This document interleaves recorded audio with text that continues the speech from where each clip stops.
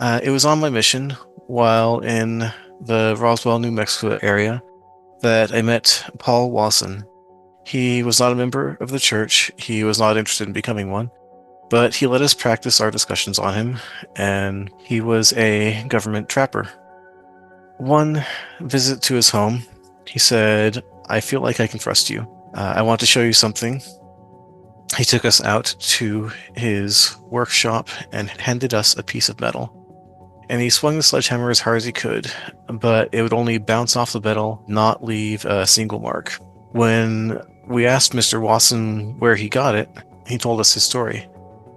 One day, while out trapping, some sort of aircraft had crashed.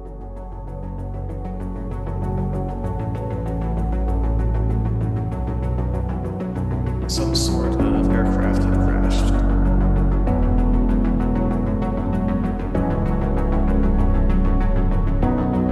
Some sort of aircraft had crashed.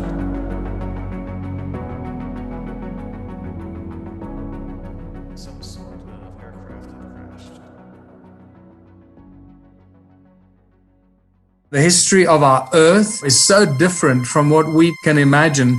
Enjoy the journey. The Smithsonian, that if they found out about a large skeleton somewhere, was to go get it.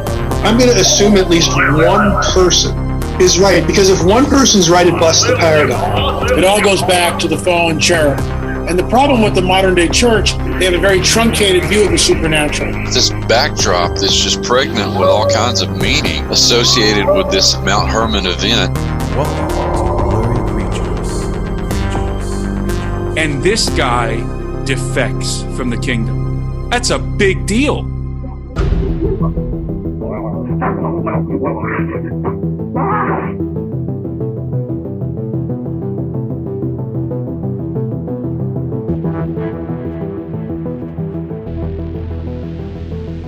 Welcome back to Blurry Creatures. We have a fun one for you today. Sometimes we get some emails and we from people, and Luke and I will kind of go back and forth for a while before we feel like, okay, there's something here.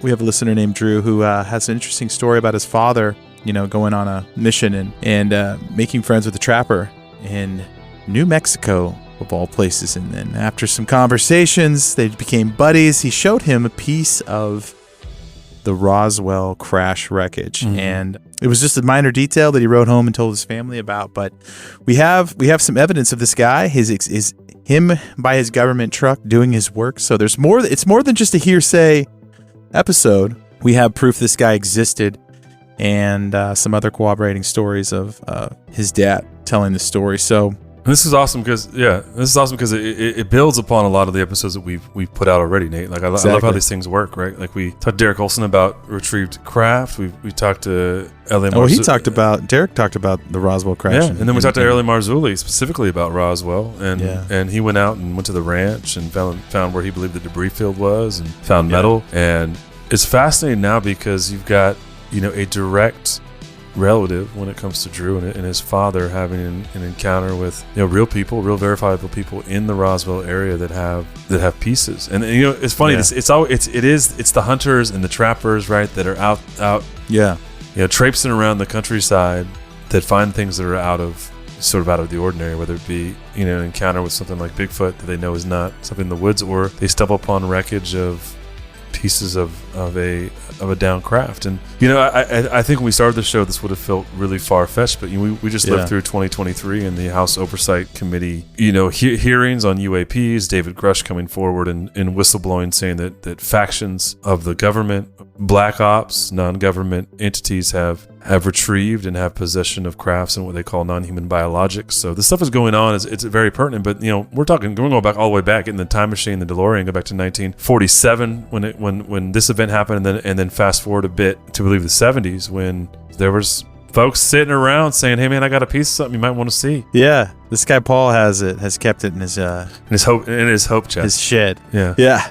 For like 30 years, he kept this thing, and or 20 something years, and it's kind of interesting. It's definitely a collector's piece. It is. Somebody out there might have this piece of wreckage. It's not a small piece of wreckage, too. I mean, he describes it as a pretty big piece of metal, and it is accurate to what we've heard on the show by previous guests. So So this is another fun members episode. If you guys, this is how we support the show. We have some really cool content behind the paywall here for Luke and I spend hours and days recording all the time, editing, producing, and it's just us right now doing this. And we appreciate you guys out there that are members of the show and help make it happen. You know, as always, members episodes are ad free. Members episodes are come straight to your phone through the RSS, and you get those episodes first as well. So if you want to become a member of the show, make this happen. You get access to a whole bunch of other stuff, tickets, exclusive chats, and chat rooms. Channels. Lots of reasons. Channels, yeah. Merch discounts. Merch, yeah. There's no way. You know what? Give it a shot. Come on now. Come on down. Yeah.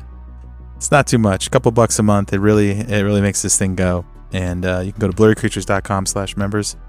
Feel good and keep the Blurryverse rolling.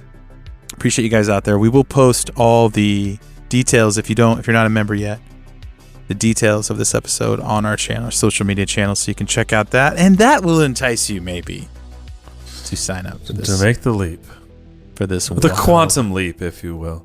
The quantum into leap into the Blurryverse. That's correct. Very well done, sir. It's like we've done a few of these before, huh? Quantum leap, yeah. Yep, quantum leap. That was a good show. Not Schwarzenegger either. Bummer. 1989. So technically, it's on brand. Quantum leap. Right in the wheelhouse. But appreciate you guys out there. Thanks for listening to this podcast. Hope you enjoy this one.